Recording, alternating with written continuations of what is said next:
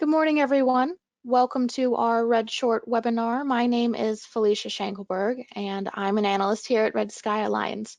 Today, we will be discussing encryption technologies. Please check our website for a related article. So as you may well know, there are three stages of data. There's data at rest, data in transit, and data in use. So data stored, transmitted, and at use by devices today are often sensitive in nature. So this includes data relating both to users and the enterprise. It is important that device data today is properly protected so that an attacker cannot read or modify it. It's also important that it's protected so that it's not stolen or tampered with. Without data encryption, all of our digital information would be essentially available to everyone. Cyber attacks today are disastrous for both corporations and individuals. Fortunately, successful attacks remain relatively rare. Our current data encryption systems rely on the privacy of what's called an encryption key, which can be shared between the attacker and essentially whatever device it is, so the target. It's used to mathematically scramble data into an unreadable format without the key for decryption. Encryption provides privacy in practical terms in theory, but realistically, it cannot guarantee perfect safety. Encryption keys can be guessed with the emergence of what's called quantum computers. They will crack much of what's today's used for encryptions. Luckily, quantum computers are not yet powerful enough to break public key encryptions, but I will talk about that a little bit later in my presentation. So if an attacker gains access to a device when it's off, there is a risk of reading unencrypted stored data. It's for this reason that organizations are likely to require the encryption of sensitive data at rest. Manufacturers should consider to the extent to which their device supports, this requirement. The level of security required to protect data at rest should be proportional to the impact of loss of privacy or integrity may have on the organization.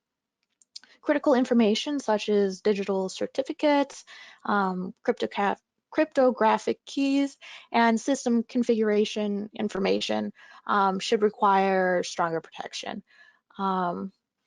Please consider that it's also necessary to detect and disregard data that's has been resent or received at unexpected times for data in transit.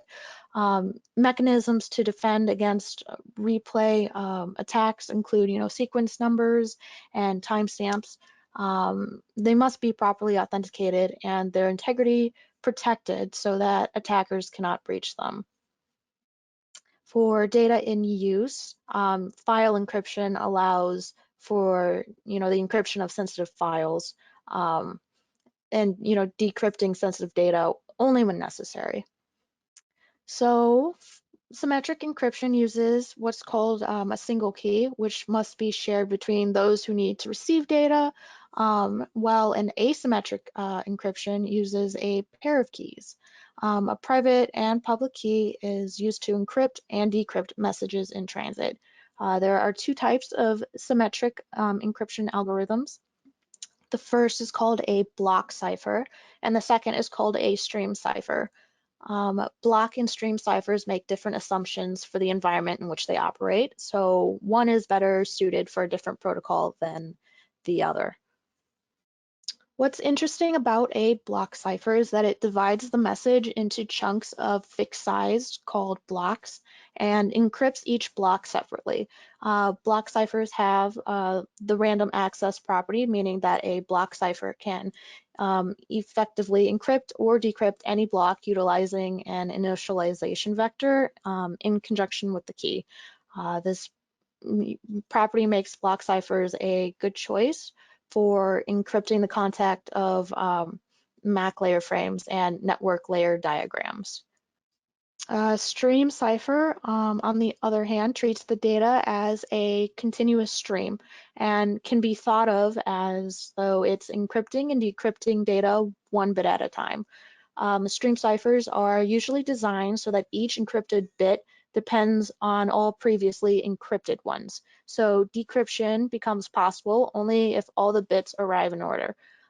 This, in principle, means that stream ciphers only work in network protocols when they're used on top of reliable data delivery service, such as TCP.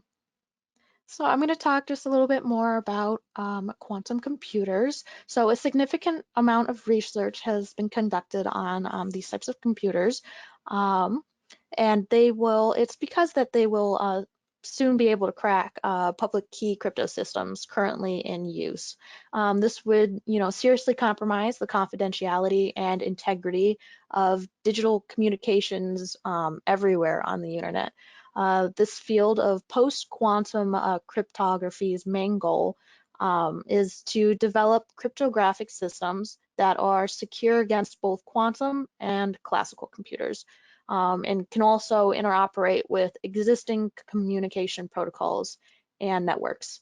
There are quite a few engineers today who predict that it'll be within the next 20 years or so when quantum computers large enough will be built, which will be able to essentially break all public key schemes currently in use. So it's then important to begin, preparing your organizations for information security systems to be able to resist quantum computing. We have time yet, as historically it's taken almost 2 decades to deploy our modern public key cryptography infrastructure, but it's also important to begin thinking about these upcoming changes. So that is all that I have for you today. I hope you enjoyed the material and found it useful. If you have any questions on this subject, you can contact us via Jim McKee at jmckee@wpaklabs.com.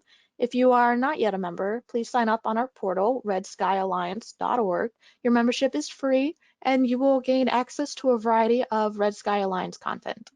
See you all next week.